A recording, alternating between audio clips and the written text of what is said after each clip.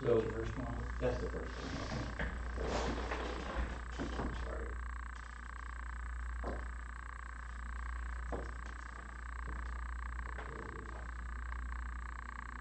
There we go.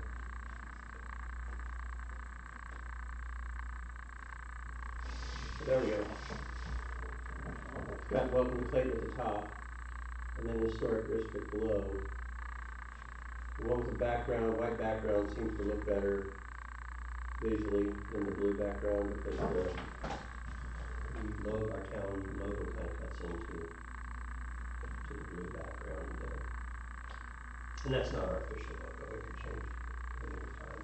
So maybe we ought to keep it away from doing the logo thing on the sign.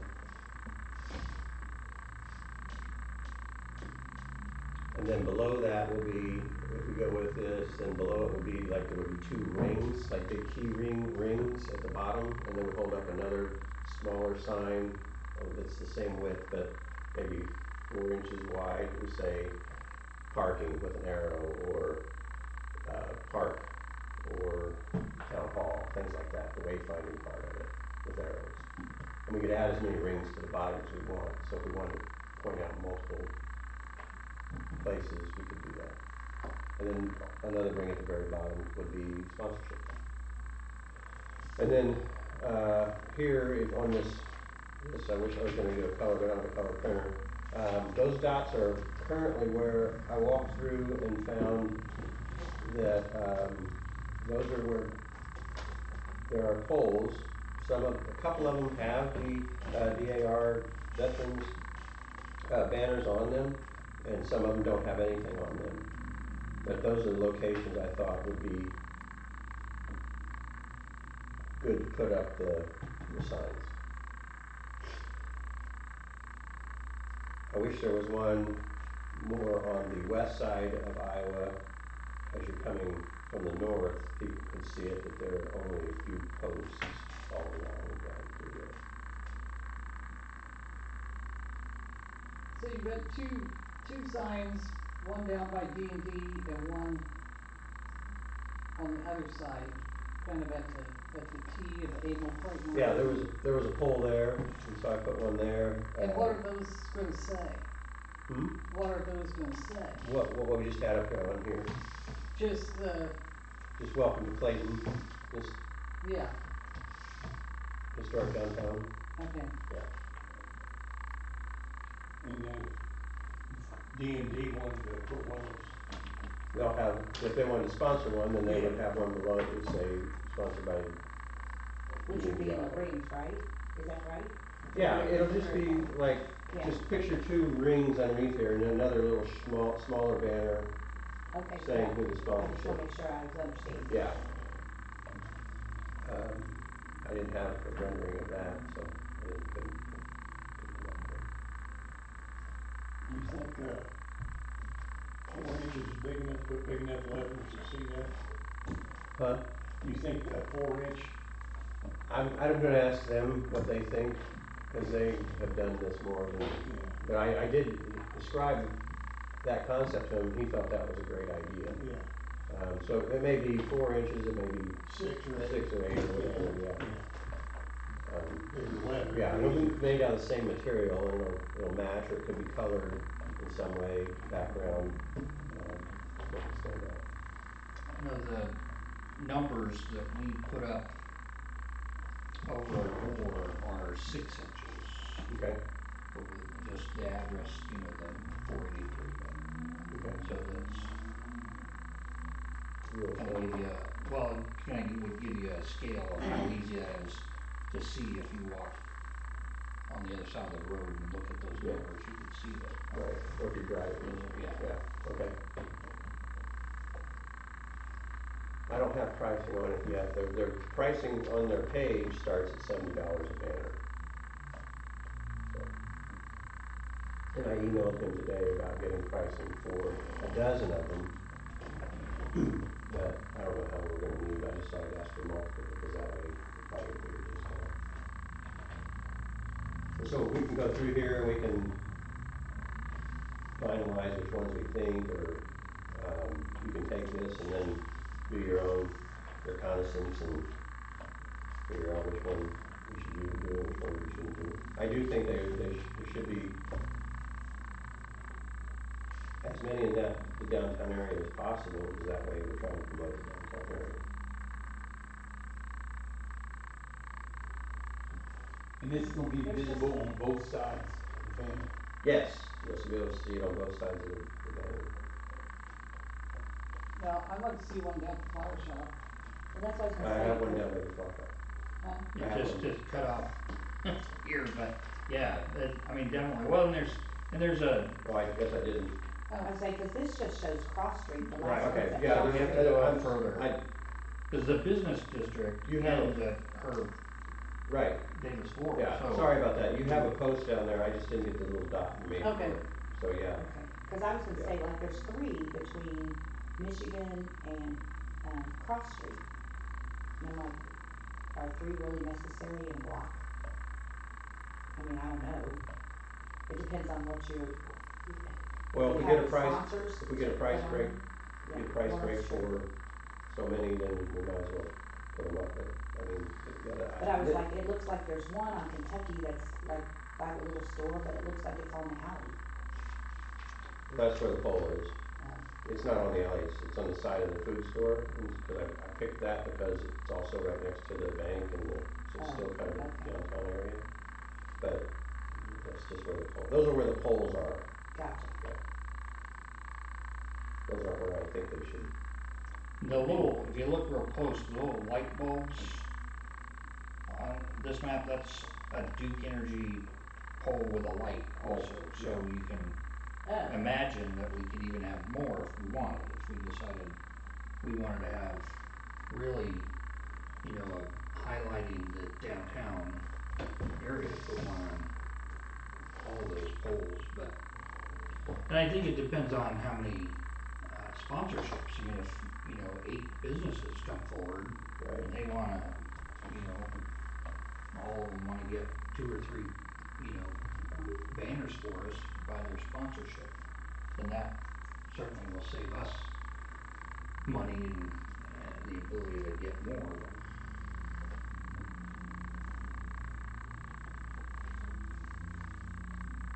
But I have made a change to mine, I bet, but but a added lot on, of our businesses added. here downtown will probably want to sponsor one so they can get their name attached with it. yeah, 'cause like hopefully the funeral home will sponsor, I mean, things that Yeah, we'll we know the animal, hit up Jim and Jesse for a couple. especially the poles on the corners. Yeah. This Yeah, one says, I what street is, it says Railroad Street. What? Yeah, that's an old. I mean, on not Google Maps, but Yahoo Maps Still shows the shows it railroad. as Railroad Street. Which one? Right here, where Oh, Amo Street is, over by the fire department. okay. It's actually Amo Street. Will there be any farther east or west that we could put on? I mean, like, in that, the excavating Murine? How do you pronounce that guy's name? You talking about Tony Moran? Yeah, thank you. Maybe, maybe he would be a possible sponsor if we could, you know. Sponsor, yeah, but we wouldn't want to put a banner all the way out there, because that's not historically the downtown district. But if we had a flag pointing towards the historic district, you know, somebody coming in from Coatesville or Right, Amo well, or, our thought process was that we were gonna start with keying on getting banners and getting the downtown area, and then we would get other banners later okay, that say, welcome to town of Clayton, without the historic downtown on I it, see, okay. to welcome people as they come in, Ah, kind of thing, okay. yeah, So we're focusing on the historic downtown business district first, first. yeah. Yeah, okay. Kind of give us a placemaking of where the banners are. This is our downtown. This is our Yeah, would run historic from, downtown Clayton. yeah. Awesome. because I've never researched it, but $70 a banner doesn't sound horrible if you're buying one or two. And like you said, you may get a discount if you're buying multiples. Mhm.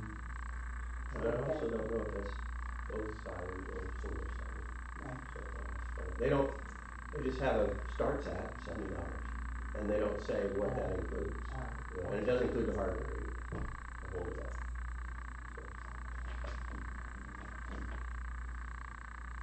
There's probably another fee for actually printing. I know that's I've done that before with things where it's like you pay $70 for the banner uh-huh. plus Mm-hmm. Printing what you want. We'll yeah, just send you a blank banner. yeah, Some yeah. crayons. Here You you go. figure it out, or We'll use magic markers. Yeah. we do have artists in town. Yep. I'm kidding.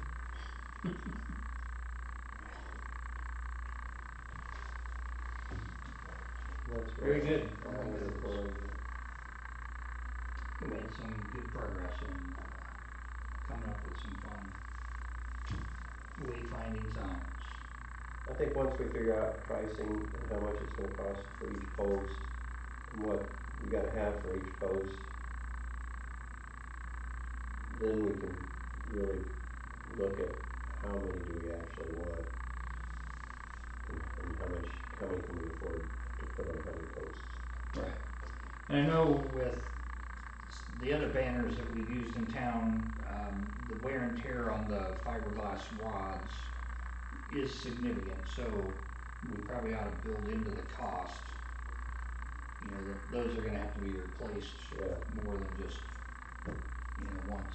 I remember in my original email with the guy back and forth, they have various types of hardware from good, better to best, and then they also have material that is good, better to best as far as material. So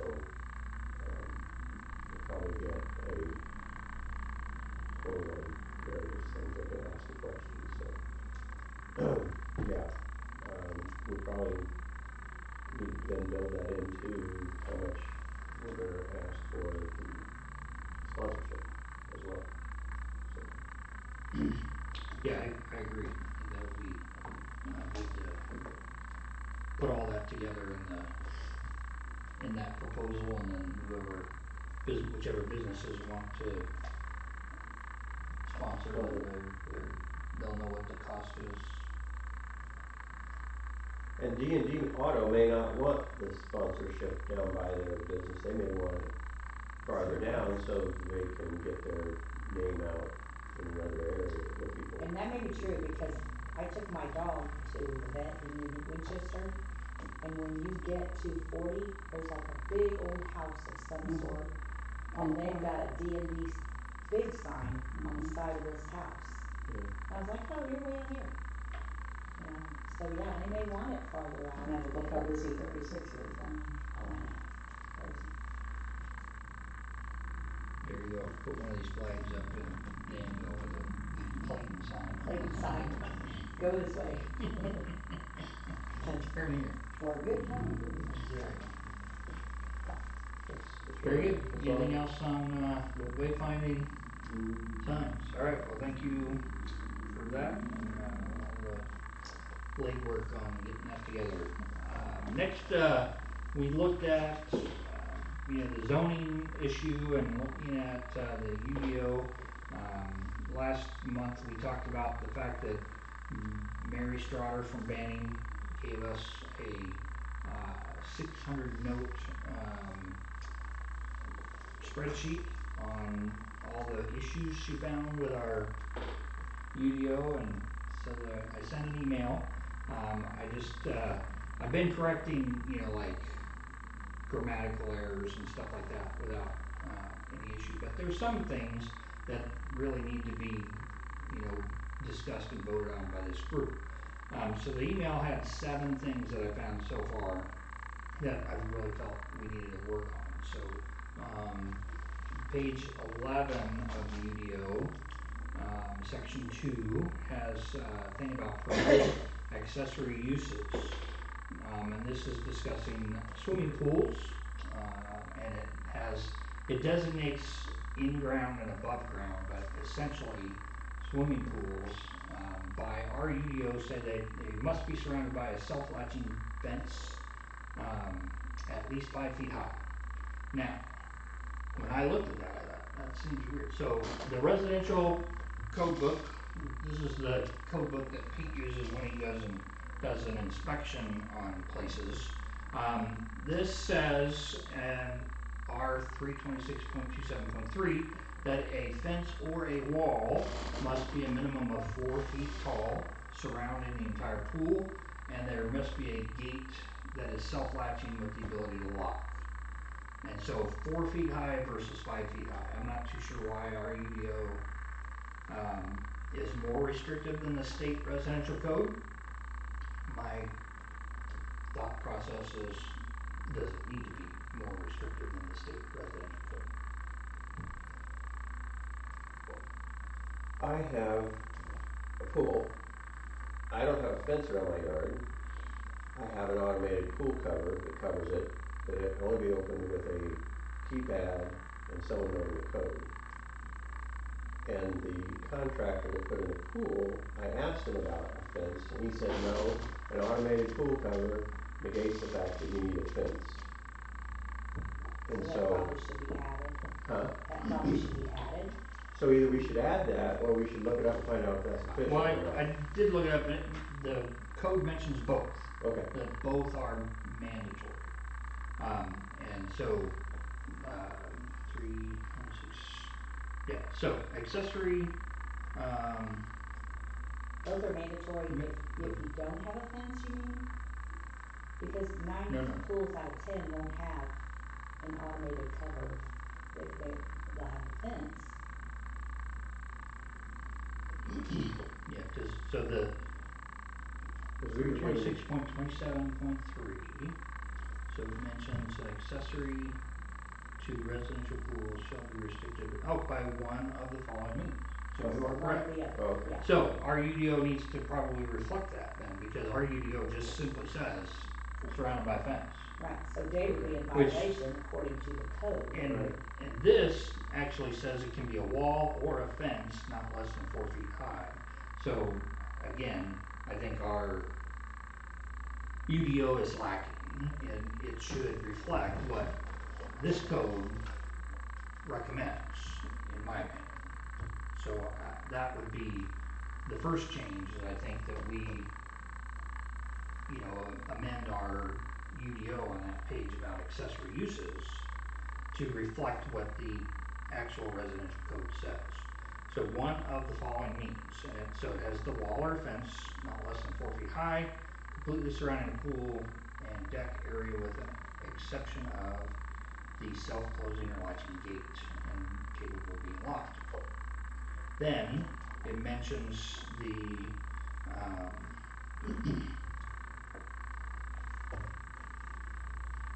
So your alternative is to have an automated cover.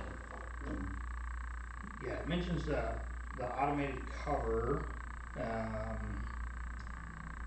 the self-closing. No, wait, that's still talking about the gates. A pool safety cover that shall provide a continuous connection between the cover and the deck so as to prohibit access to the pool when the cover is closed.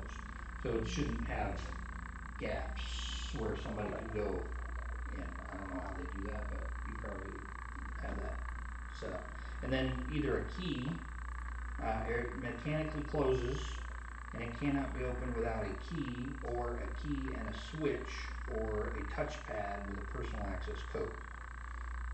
Is installed on tracks, rollers, rails, guides, or other accessories necessary to accomplish item 4.1 and 4.2. So that's pretty clear. It's spelled out with, Uh-huh. yeah, because when I looked at just that one statement, our UDO doesn't give the option of. Because I specifically asked him when we were planning it, am I gonna need a fence? Because I'm gonna set aside money for a fence, and he really don't want a fence, but, he said, no, the automated pool cover covers that. Yeah, you're right. And, I did not read the yeah. one of the following part of that sentence. So, yeah, I'm glad But, pick that up. I mean, So we definitely need to amend it. Yes, So that because it's, our UDO should state that those are, both are permitted options. Yeah. Either the fence 4 feet high, and, I mean, does anybody want it to be 5 foot high in our I would think if UDO? that's state Okay. regulation, that should be sufficient. Obviously, they Well, have a and lot of issues or they the would change it. yeah, which, looking through all this stuff, it's kind of like mind-boggling. So there's Indiana Code, which is a state law passed by the state legislature, and then there's an Indiana Administrative Code, which is kind of a step down. That's passed by a board or a division of the state for their specific rules. And then there's, other things like this is a code book for building and planning, and this was not passed by the Indiana legislature. This was passed by a group of builders that got together and said this is the standard. So there's just different levels of those rules. But for us, I feel like here in Clayton that the standards we ought to follow, should fit what we're trying to do. So I think we should change the fence height, and we should also state that it could be a fence or a wall, because that's what this book says. So change it to 4 feet. That there should be the self-closing or latching gate that is capable of being locked. And then the other standard that they could meet instead of that, they want to do the power safety pool cover, and then discuss the details that are outlined in here for the pool cover. I actually found the link to exactly what you're looking at on there, and I put it in here, so I'll send that to you. Okay. And it's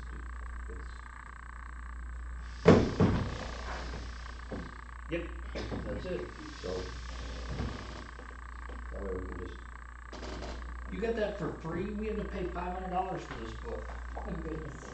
I'm I serious. just, When the You building just and went planning, there like, Hendricks I County just- told us to buy this book for people I to do Googled it and inspections. said Indiana code Always equal State automated charged cover. us $500 for this stupid book.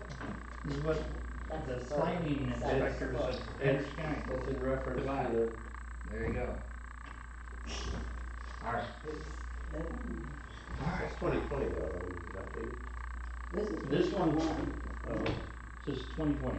Oh, alright. 2020? Yeah. Okay. All right. So that's number one on my list of things to fix or to update in the. And we need to keep track of these changes that we're making, because when we finish all the changes, we have to vote on those and approving, and then we have to take it to the town council and get the town council to approve our updated UDO with all of these changes. And they might ask, well, which changes did you make? Probably Dave. They'll be like, well, wait, just kidding.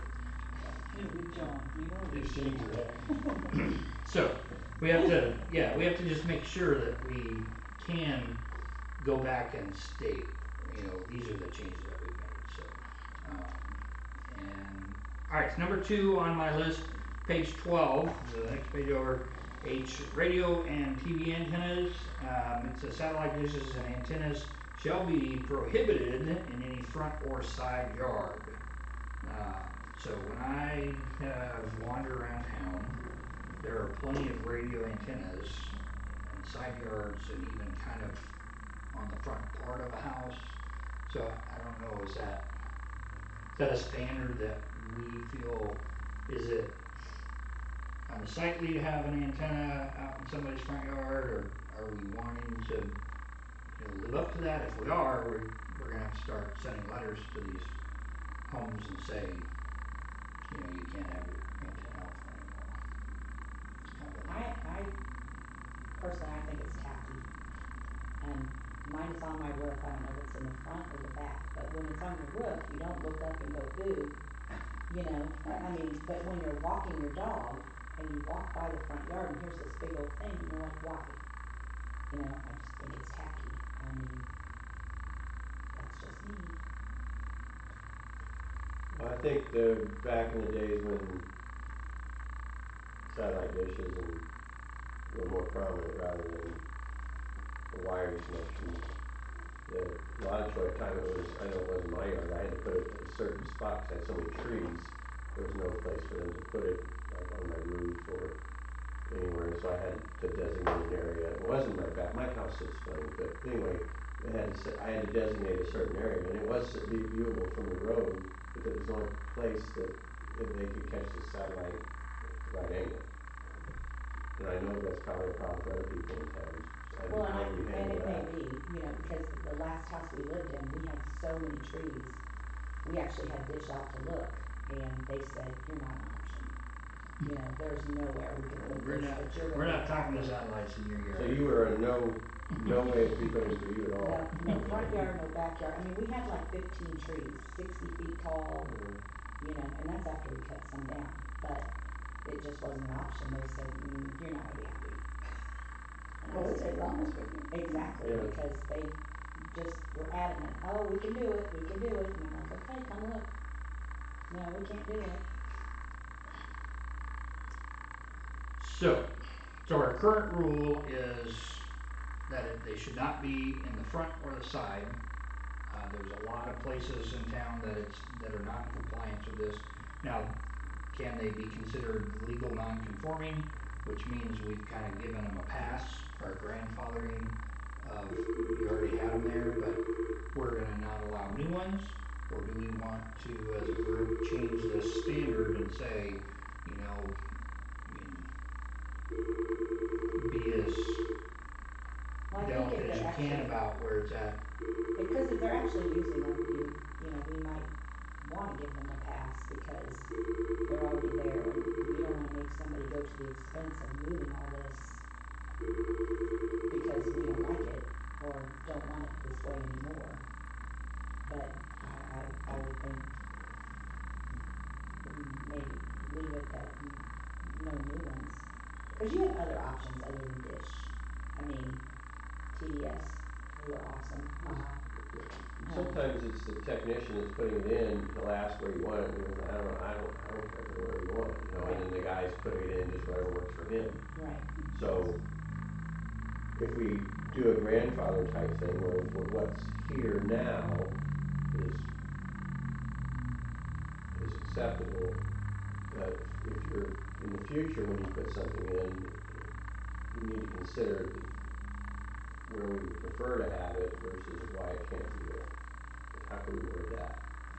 Yeah, that's tough.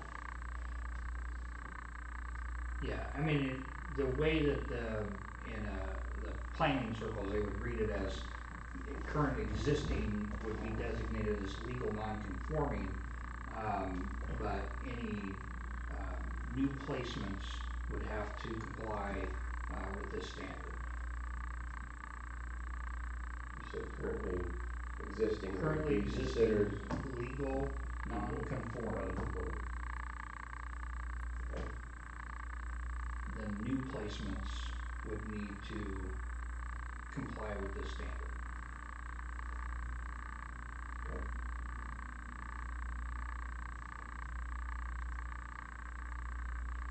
And we can revisit this again when we have more people in attendance if we need to, just to make sure everybody has had a chance to weigh And in. would we want to say that if you can't,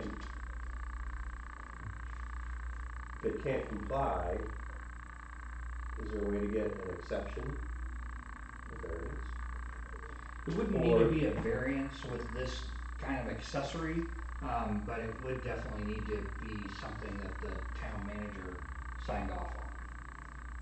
So the town manager would have to be consulted on, you know, with the new which standard? just means more work for you Or because they have to. you have to like drive around and go, hey, you're putting in satellite dishes in the wrong place. Haha, satellite control. Or you could maybe just get That's the right. county guys to do it for you. Where exactly do they prefer the antennas? At the back of the house or on the roof? I mean, it doesn't state where to place it. It states where not to place it. So Oh, it says no placements in the front or side yard. Where's the near? I mean, So that just leaves the back. Or on the roof. Or on the roof. For the roof.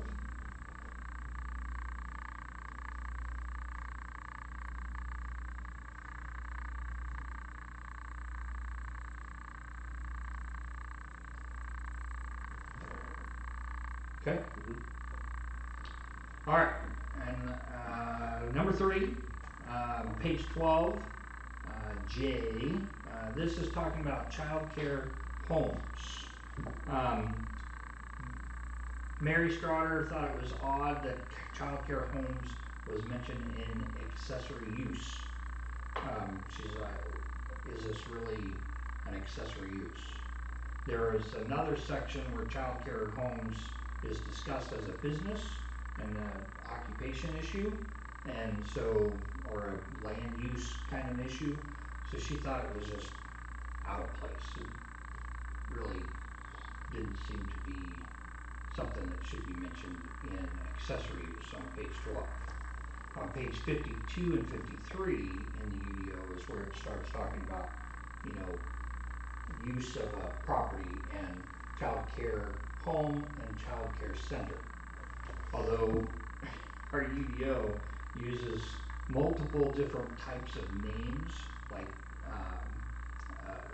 instead of child care, it says daycare, or it says, what was the other wording for in that, like a babysitter kind of a, anyway. So I looked up in the UDO it mentions the 12-7-2-2.28.2, which is the Indiana code from the state outlining businesses like this. And they use the term child care home or child care center in everything in there. And so I thought our UDO could change that language to just be child care center, child care home, instead of all the other definitions that would save us all room on definitions in the back of the book.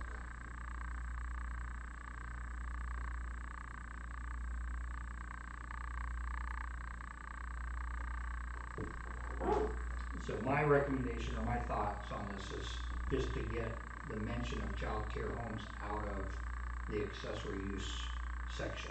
Doesn't need to be on page 12 at all. Just delete it. And then make our definitions consistent on pages 52 and 53 on what we're talking about with the state approved language for child care home, child care center.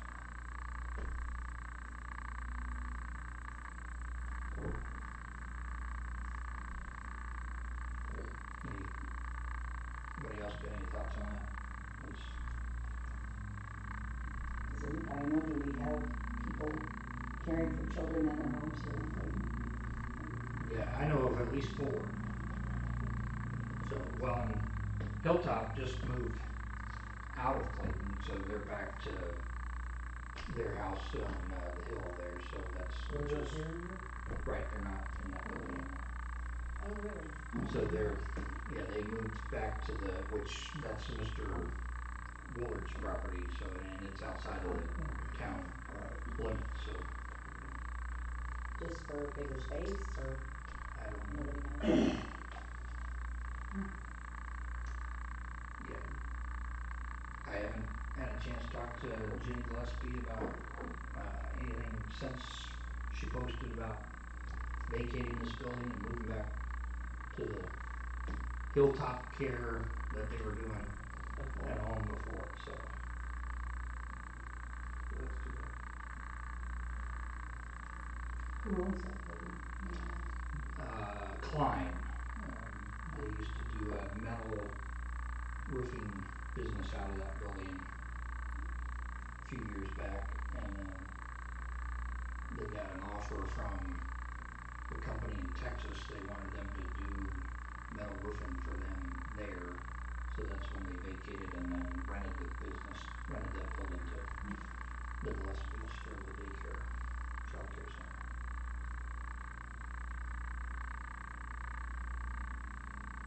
But we'll have to keep an eye on it, see what shows up over there next.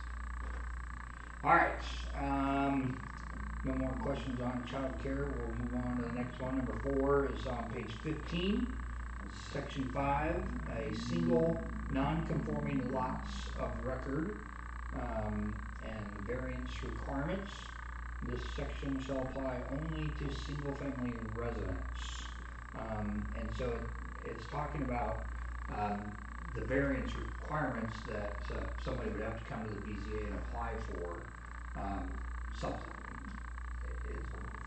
Mary thought, why is this only for single non-conforming lots instead of all residents, not only single-family residents, but multifamily or planned use development or any of the things we have in our UDO. These reasons for variances should be uniformly applied to everyone, I guess. That's what she thought. Well, and I'm not sure I understand all that. So what would make them non-conforming, that they would need a variance? I mean, setbacks, so they don't have room on their lot. They want to build this wide of a house, and they're, instead of a 15-foot setback from the side lot, they're only going to have a 10-foot setback or Okay. something. And so that would be a non-conforming. So they would come to the BZA and say, I want to build this size of a house.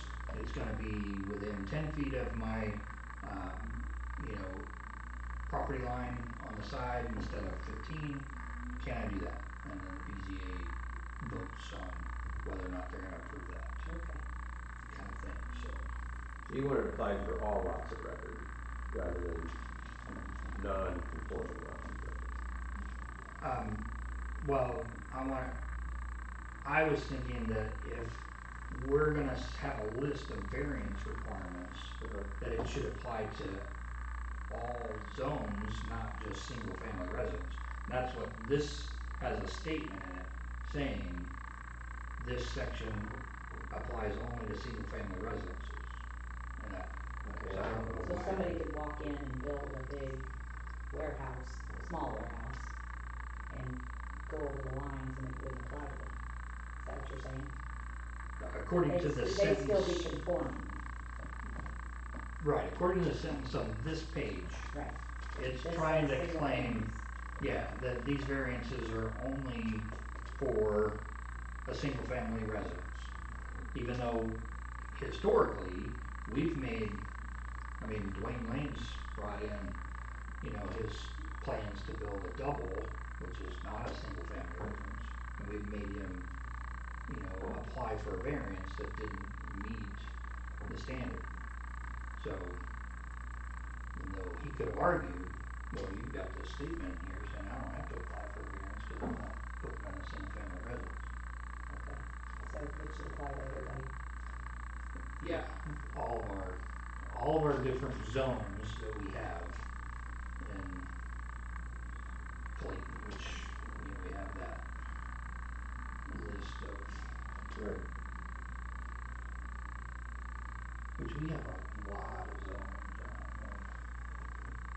know why we have so many zones.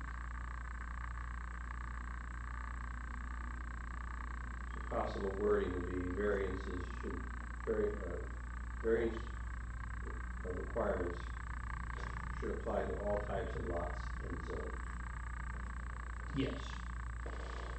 Yeah, if we're gonna make a list of variances that are required, that they have to apply to get a variance for, that should apply to all our use zones. Yeah, so we have open space, agricultural, we have 4 different residential zones. So we have a residential single-family large, residential single-family medium, residential single-family and multifamily, and then residential multifamily. And then we have, we have 5. So we have a residential Old Town. And then we have Town Business District and Highway Business District, which I can't see any difference between the two when you look at our map. So I don't know why we have 2 different designations. It seems to overlap a lot, which, you know, we can address those things as well. And then we have Industrial light and then institutional use. We have planned unit development. Uh, yeah, and that's it. Those are, that's 1, 2, 3, 4, 5. That's 12 different zoning setups that we have in little old Clayton.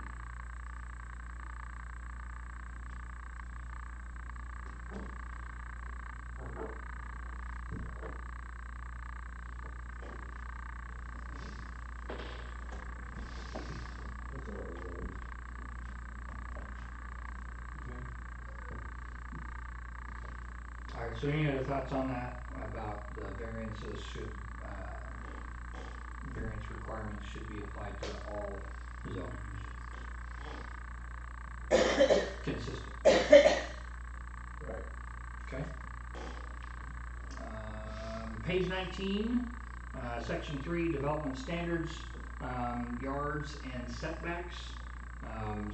Specifically, it goes into front yard setback, and then it lists the different street classifications. So it says if you're at a principal arterial, this is your setback. If you're at a collector street, this is your setback. If you're at a residential street, this is your setback. So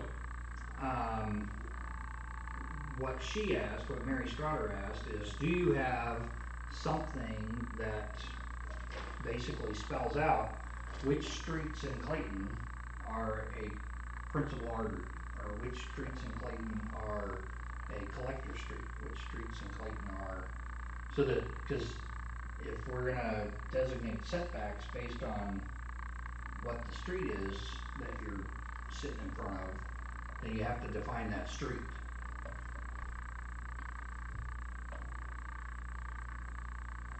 So is that something we need to do first, or we? Yeah, I think so. The Federal Aid Highway Act of 1973 created the functional classifications of grouping roads into these 3 main classes. So they have arterial, collector, and local. Okay, so now, according to our UDO, we have, get to one of these sections, that's page 19.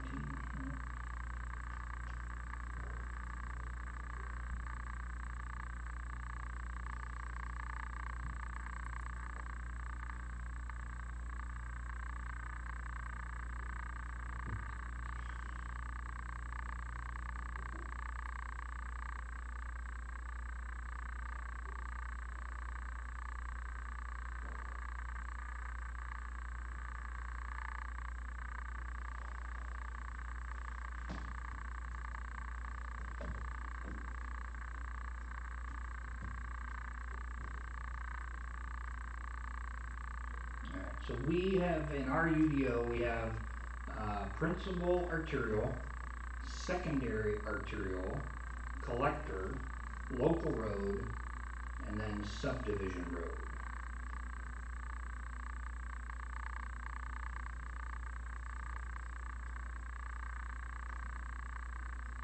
Okay, so we probably need to create a map noting, just like we have a zoning book. Right. So we would have, and you could probably add it to that zoning map, I would guess. Banning could probably designate the roads in there. Here's what kind of road it is. Yeah. Now, I mean, like I said, with the federal highway definitions, there's 3 options according to them. So principal, collector, and local. So do we want to change our UDO to just reflect that type of road system, or do we want to keep all of our, that's 1, 2, 3, 5 different options: principal artery, secondary artery, collector, local road, subdivision? So I don't know what our secondary artery would be. I mean, obviously, to me, the principal artery would be State Road 39 that goes through. What do we think a secondary artery in town would be? Would that be County Road 0? out Okay, from the stop sign. and maybe 500 south, And 500 south. going towards Amo. Mhm. Would that be a secondary artery? Those would the two. Those would be the ones that make sense. Now, would Michigan be a secondary artery? I don't know. More than likely not. Right. To me, Michigan would more be a collector street or a local road. I don't know what the difference is between a collector street and a local road. I know when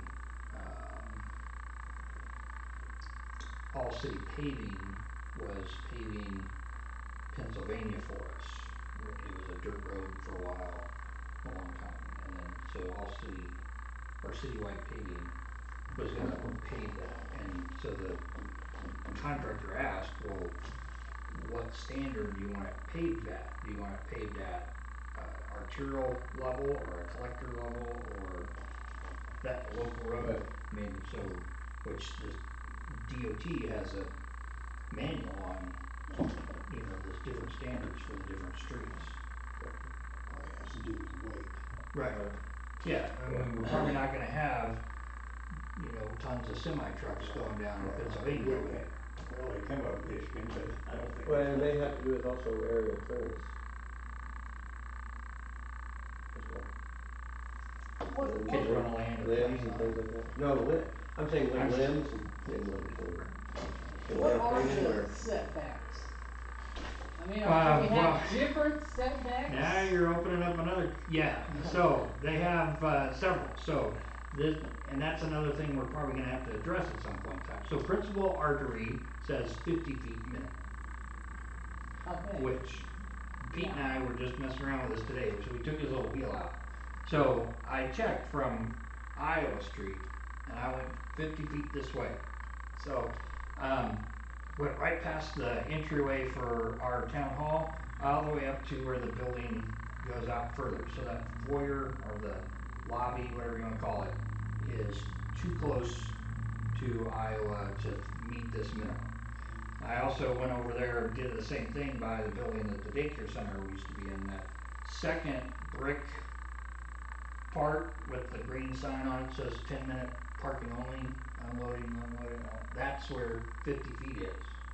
So none of our businesses in the town business district comply with a historic, 50 feet setback. historic town business. Historic town business. Well, even on down. I mean, when they redid 39, they Yeah. took some of the land from everybody down through here. Oh. So now my house is set back a little bit farther, but my neighbor's house, her Mm. porch is right there Yeah. on the sidewalk, Yeah. almost. So she's probably got like a 3 foot setback.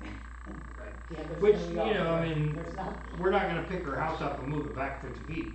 So her house is considered a legal non-conforming setback at this Yeah. point in time. It's, but 50 feet to me seems a little unreasonable for, I mean, none, none of these None of buildings, these or houses the would. liquor store, the Well, even appliance store, going down the. right. I don't know that any of the old houses would be. If you went by those rules, every business would have a lawn you'd have to mow in front of the business. Right. Yeah, 50 feet. So, I mean, that was That's pretty a lot. significant. I was like, wow, we've Yeah. marched that back. And, here, Paulie's, they want to add on to that side of the building where they're little fenced in areas. They just want to make more storage. So Pete was like, I mean, do I tell them they have to make that setback 50 feet even though the rest of their building's not? Yeah, I mean, that doesn't make any sense. So that's principal artery is 50 feet. Secondary artery is 45 feet. Again, But that's county or state regulations, right? No, that's no, just us. yeah, I mean, Oh. yeah, anybody can, any municipality can make,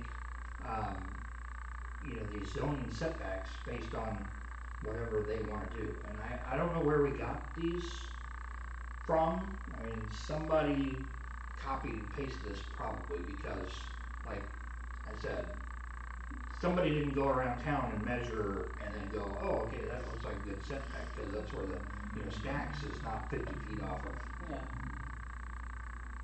39. So what we wanna Okay. do The post office is is not 50 feet. if we put these, if we alter these and make them, then future setbacks that get put into place need to be reasonable, but not crazy.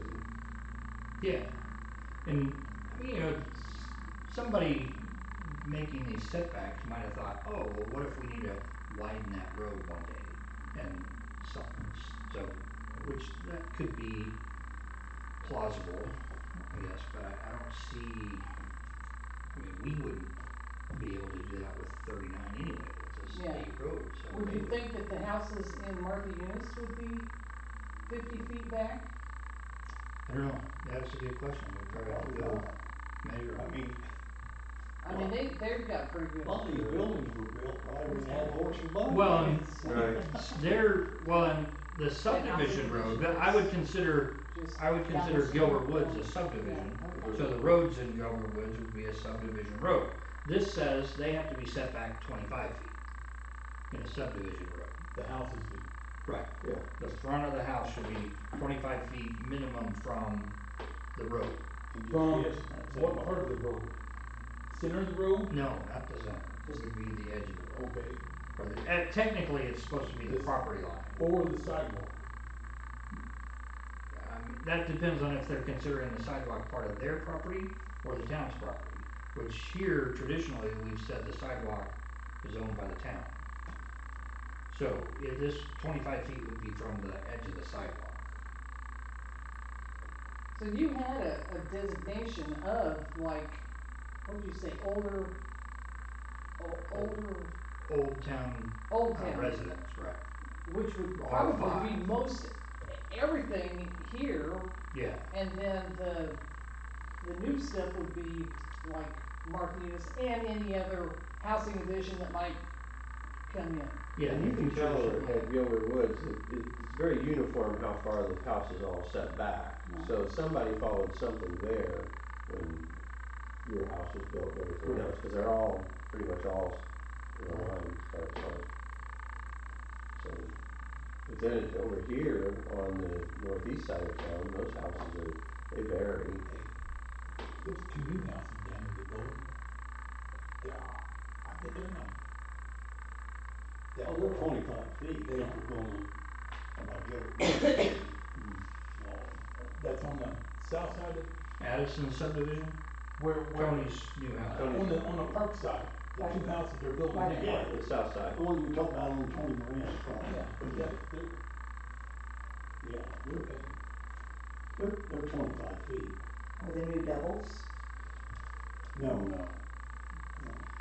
two single-story houses. How much would we get involved in these setbacks if, if no land is annexed? Cause aren't we running out of properties for new, building in town? And that's Well, I mean, this can be applied to every property in town. So, like for example, the house on Crawford that burnt down, Yeah, and then they applied to build a new house. yeah. And you could have said, oh, by the way, our UDO standard says you have to be 25 feet off of Crawford in order for your new house that you're building. And so, And then they But can that do would it. have to be the situation, right? I mean, Right. The house is already there is basically like grandfathered. yes. So it would just be that kind of idea. Yeah. Or the big empty lot next to Myra and, the Franklin's house Yeah. there. That empty lot, say they sold that lot Yeah. to somebody to build a house Right. on, or whatever. Then when they come and apply for a permit to build, you tell them, here's your setbacks. Yeah. What if though the property, let's just take a mythical piece of property here in town that sits 5 feet off of the sidewalk. It burns down and it's a small lot. Somebody buys that and they wanna build a new home there. They don't have 25 feet to set it back. And that's me. Literally, my house so is would that, 5 feet right, from the sidewalk. so would they get a variance on be able to build there, or we would just say, no, you can't build that there? And then it renders the property useless, other than, Bill and Ted. Right. yeah. A little Well, shanty, and it, a little shanty Right. house or something, yeah, yeah. it kind of can go back. The Darnells on Crawford, when they had a garage that burned many years ago, and then they came to the BZA and said they wanted to rebuild a new garage, but it didn't meet any of the standards, so they applied for variance to build a new garage. And since the BZA said, well, you already had a garage at one point, so as long as you build it similar to your previous garage, they were fine with it. So the BZA gave them the variance they needed for that. So that would be the same thing if, I just wanted to make sure we were covered some way to, in that mythical situation, if something like that Mhm. happened. yeah.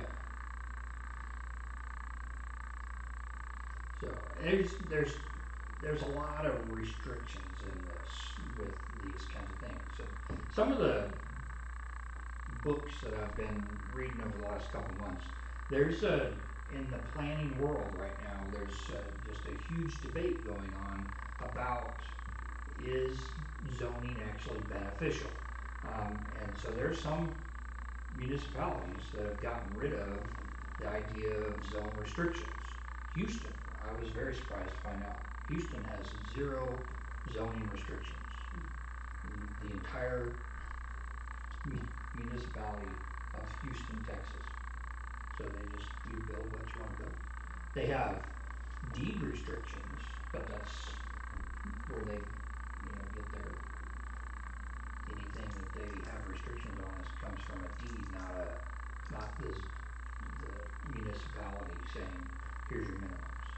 So we have a lot of weird restrictions in here as I've been reading through this, and I kind of kicked myself for back when we were working to put this together and then approve it, after Deb Luzier combined the subdivision control and our building development ordinance, and that we didn't look through this better.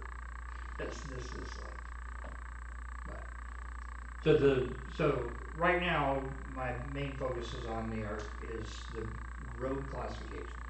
So do we want to keep our 5 different road classifications and then define those and put together a map on our beacon zoning map that says this is a principal arterial, this is a secondary arterial, or do we want to reduce that down to the 3 that the state or the federal highway standard created, which is just arterial, collector, and local, and then create setbacks that seem more appropriate for what is actually here in town. Hypothetical, say Mr. Penner sells that property at the library Mm-hmm. and subdivides it. Shouldn't we keep the subdivision? The subdivision road. Yeah, the Yeah. subdivision category, just for that, in case someone does put a subdivision in. Or when we, I mean, that's fine if that's what this group wants to do. Or when we create our local definition for our 3 new classifications, Yeah. collector and local. Local includes whatever we would make Gilbert Woods roadways meet. You know what I mean? So Yeah. it doesn't have to say subdivision road for us to use the standard that Gilbert Woods did. We could just say But basically use the Gilbert same Woods standard. roads are now a local road instead of a subdivision road, and the same as whatever potential new development, that's going to be a local road. Yeah, okay. But Because they it's have not the going to be same standard. it's not going to be an arterial, Yeah. and it's not going to be a collector. So yeah. So I'm trying to write down, because I know she's gonna wear her hand out. Oh, Okay, so we need to we need to define the types of roads in Clayton. And then from that, we need to identify what road in Clayton is what type. And then from that, we need to address a setback for each type of road. Right? Yes. Okay. And one that seems Reasonable. more reasonable and fair to what is actually going on in town and what we want to see in the future. I mean, obviously, I mean, maybe we want it to be that in future buildings that are built along 39, that they need to be 50 feet back. I mean, if that's what the group decides, then that's fine. It's just right now we do not have any building along 39 that meets in the town business district that meets that Does 50. I the wasn't setback thinking always? they had 50 feet. That's what I was thinking. I mean, Well, that's, What kind of again, We'd have to let's take off the let's front part of this building and let's yeah. go let's go to mythical Clayton, where okay. there's a a lot somewhere. Let's say the school wants to get rid of the playground area in front of the school, and they want to sell it. They're cash strapped. Okay, so they sell it, and a business wants to go in there. That's so. Would we? So I guess my question, follow up with what you just said. Then in that mythical situation, is the setback the only thing? Ordinance the only thing that designates how far something has to be set back, or would the type of how it's zoned come into play on whether or not there's got to be parking out there somewhere for if it's a business where the parking has to be there. Yeah, currently I don't find any parking restriction mentioned in our UDO at all, which I was very surprised because that's a big argument in all the books that I've been reading is, there are planners that are way against parking restrictions and then there are planners that say, oh, you have to have so many parking spaces per person. So right now we don't have that issue. But that property that you're talking about is zoned institutional. So Okay, whatever goes on that property would have to fit that. in the mythical world of Clayton, Yeah. that gets rezoned as retail, Okay. and it's now a retail. Yeah. But Then we have a thing that says it only has to set back 50 feet from the road from Iowa, setback. right. Where's everybody going to park? They're going to put the parking in back? I guess what I'm asking is, if it's zoned as The retail, building. then does the setback change if it's zoned as retail? Right. Well, this has to do with the where the building sits. It doesn't, again, it doesn't say parking. So if the building is sitting 50 feet back from Iowa, that doesn't mean they can't have 10 parking spaces In between the front. building and the street. Okay, I understand that. What I'm saying is the setback applies to all types of zoning, no matter what, right? Or No, no? because as you look through the UDO, the different use districts have different information on that. Okay.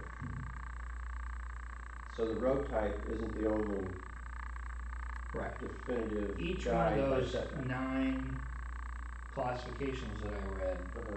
open space, agriculture, Yeah. all those, each one has their own set of, this is the setback in agricultural district. This is the setback in R1. This is the setback in R2.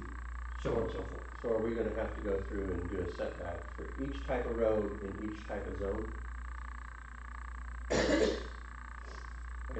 I know I'm complicating things, but I don't mean to be. I'm just. No, I think that's an appropriate question to ask because we have so many complicating factors in this, and I think it could be simpler. I think we could make this so that it fits better. So one, like I said, we have 5 different residential standards, so R1 through R5. Do we need 5 different residential zones in Clayton? we don't use two of them. Right. So, I So mean, there you, reduce the zones, and that then gives us a reduction in what we've got to administratively figure out as far as setbacks. yeah, And we'll reduce our roads types, that also will reduce the number of times we yeah, have to and, figure out the cause setback. I personally feel like if we had just arterial and not a principal and a secondary, and then, figured out what's an appropriate way to designate that through all these different things on setbacks. And it may need to be that in some we go, yeah, that R5, we still want a 25-foot setback. Okay. Whereas in town business district, we're not gonna say 50 feet setbacks. We're gonna say you can have, a 5 feet or 10 feet setback, whatever we're working with right now in town. What are the two we don't use? You said there's five, two of them we don't use. Right. My place sits on an R5, so I know we use that one. R3.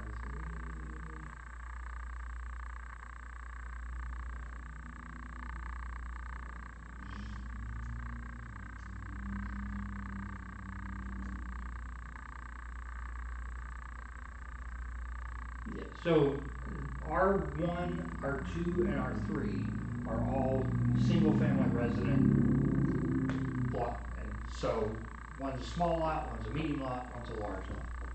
So, do we need that designation in our zoning? Can we condense those into one and just say, this is a single family residence? Period.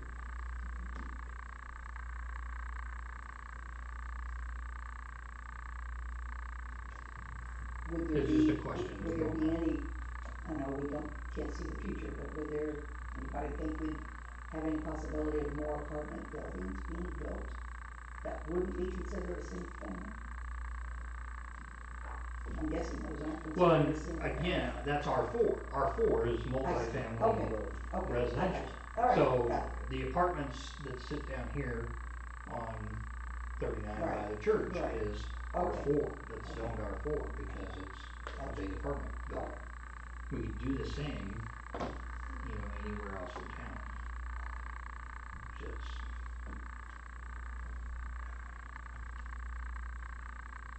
So what is the difference in R1, R2, and R3? They're all single family? minimum square foot, minimum square footage of the lot. Yeah.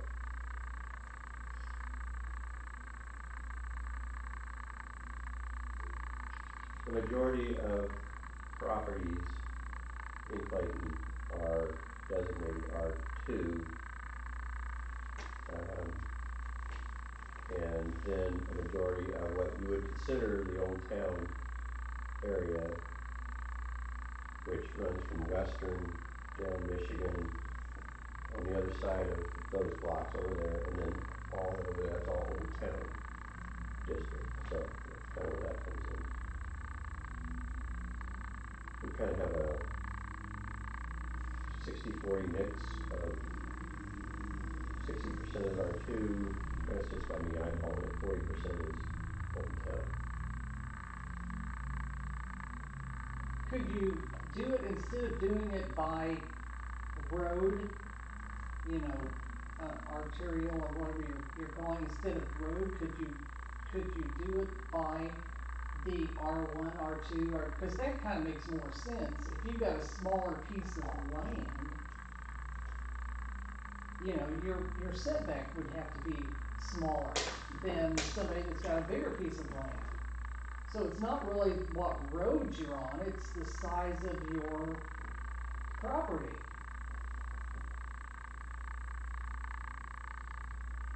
Yeah, the setbacks, we could designate those for whatever, purpose we want. In this, we've set it up so that those are based on the street you're sitting in front of. Mm-hmm. But yeah, we can totally take the road equation out and just forget about Yeah, that part and say, if you're on an R1, here's your Yeah, setbacks from whatever road you're sitting next to, this is your setback. yeah. Because I know just for me, my property is bigger than the lady that's right on the road. Mm-hmm. So she doesn't have as much room as I do to have a setback. And if she's an R1 and I'm an R1, but because we're sitting on 39, then she should be expected to go back farther, which she doesn't have that, you Which know. she's right, because that's the way mine, like, if mine were to burn down, we have maybe 5 feet from the sidewalk to our door. Now, we have a huge side yard that goes to the corner, but we'd have to, if we were to burn down, we'd have to reconfigure with a setback, because we have not hardly much behind us either. I'm not even sure we'd make 25 feet with our house in the middle. We'd have to totally reconfigure and face our house to Pennsylvania to even be able to have a setback and go that way on our property. I mean, it'd have to be totally reconfigured to rebuild. Well, let's hope it never burns down. That's my hope. But yeah, and so these are all things that we just want to address and figure out what's going to be best for Clayton. Not only for right now, but in 10 years and 15 years on down. So that's, you know, we have complete control over what this ends up saying, what this document ends up as. So none of this is set in stone. We just have to kind of meddle with it enough Right. to where, okay, this kind of makes sense. I mean, hopefully we can all, put our heads together enough that we say this is gonna work better for everybody in town if we make these changes.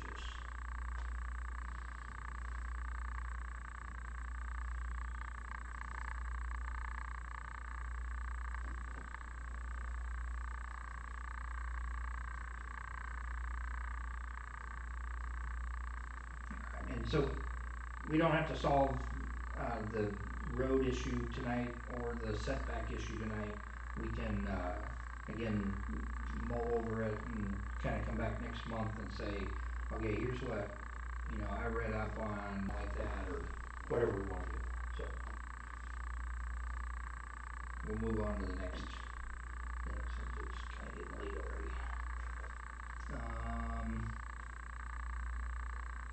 All right, page 17, which is my 6th point here. Section 2.4 says use district regulations, starting with R1 and following. It states in here, utility requirements. It states that all new development will attach to public water.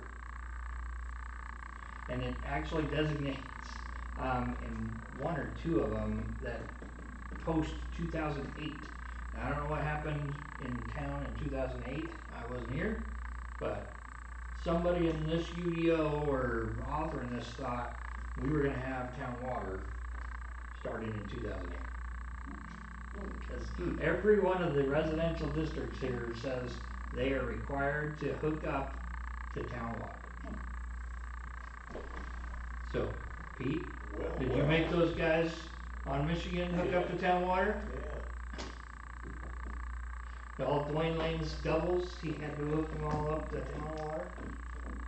Wells. I wonder why they say they would be. Right. And, we missed that when they put this together and we approved it 5 years ago, wherever that was, when Deb was here, was helping us put that together. But yeah, I'm suggesting we take that out. We just delete that. Now it does mention sewer. I think we can leave that part in, that they hook up to the town sewer system. But yeah, they can't hook up to public water.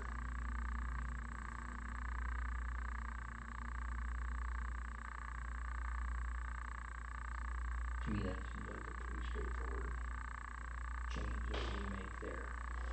But it is a change that has to be formally voted on with this group, and then when we present this to the town council, to make sure that they know that they're changing that. Last one might be a pretty simple one also, page 19, section 1, the descriptions in R1, R3, and R5. So actually it's more than one page.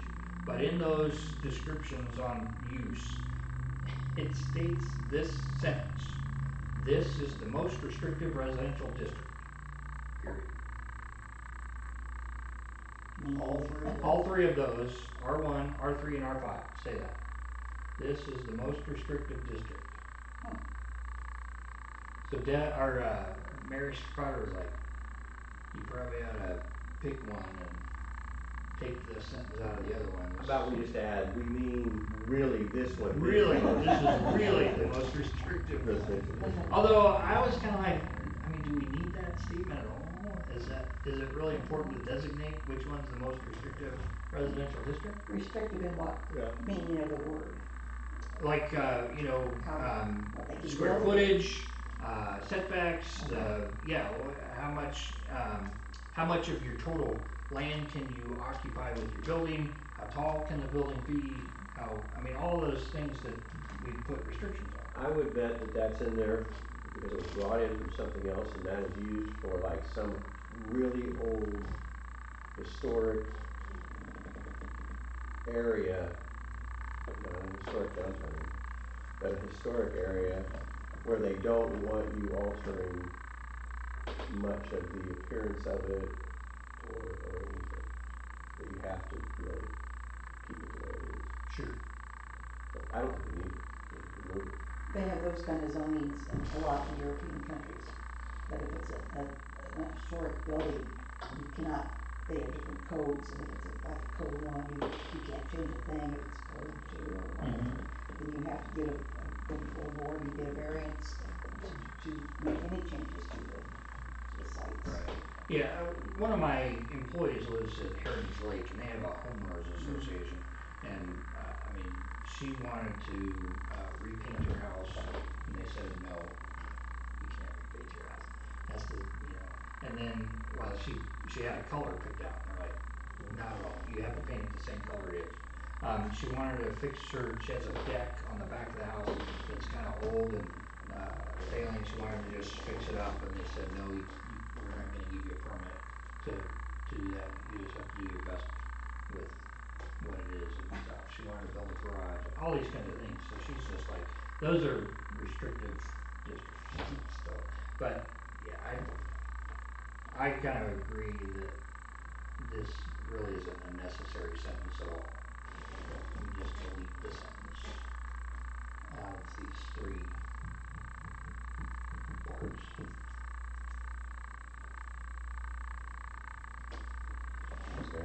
All right, very good. Those are my 7 things that I wanted to tackle, and we'll keep working on these. And when you've come up with things in your other areas, for those of you who have volunteered to take a section, type them up, bring them next month, and say, this is one of those policy changes that we need to work on or work through. Any questions on that? All right. What else before we go? I had last month I said I was going to start attending the Hendricks County planning meeting, so I went up there and attended that. I also, Pete got me a copy of the county's comprehensive plan, which the county's comprehensive plan mentions 5 different times that they're going to work with smaller municipalities to help bolster our utilities and infrastructure and transportation and so on and so forth. So I was really excited to see that. I was like, yeah, I don't know if that means they're paying for stuff, but they said they're going to work with us and help us with stuff. So I contacted Tim Dombrowski, I think I'm saying that right, with the planning office up at Hendricks County, and he wants me to meet with Brad Whitaker, who's our newest county commissioner. after Phyllis stepped down, he took her spot. So I have a meeting scheduled for the 16th, Monday the 16th of June, to meet with both Tim and Brad.